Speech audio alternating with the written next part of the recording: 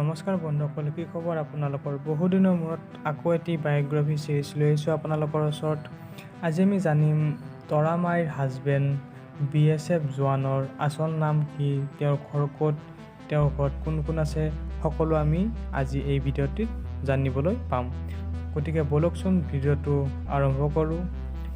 আপোনালোকে জানে যে তৰামাইৰ হাজবেণ্ড অৰ্থাৎ BSF জোৱানৰ চৰিত্ৰত অভিনয় কৰা জোৱানজনৰ নাম হৈছে দীপক কুমাৰ ৰয়। তেওঁ এজন ভাল অভিনেতাৰ লগত এজন ভাল ডাইৰেক্টৰো। তেওঁৰ জন্ম হৈছিলে মোমাঘাটৰ ঘৰত 1970 চনৰ গোৱালপাৰা জিলাৰ গোসাইবুৰী গাঁৱত। তেওঁৰ দেউতাক এজন আৰ্মি বিষয়া আছিলে।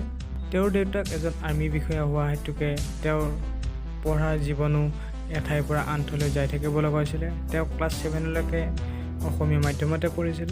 তেওঁৰ ঘৰত তেওঁৰ পত্নী নাম হৈছে দীপাঞ্জলি বৰা আৰু তেওঁৰ কন্যা সন্তান যাৰ নাম হৈছে নিজৰা ৰয়। গতিকে বন্ধুসকল, ভিডিঅ'টো আজিলৈকে ইমানেই আছিলে। ভিডিঅ'টো ভাল লাগিলে লাইক কমেণ্ট শ্বেয়াৰ কৰি দিব। ধন্যবাদ।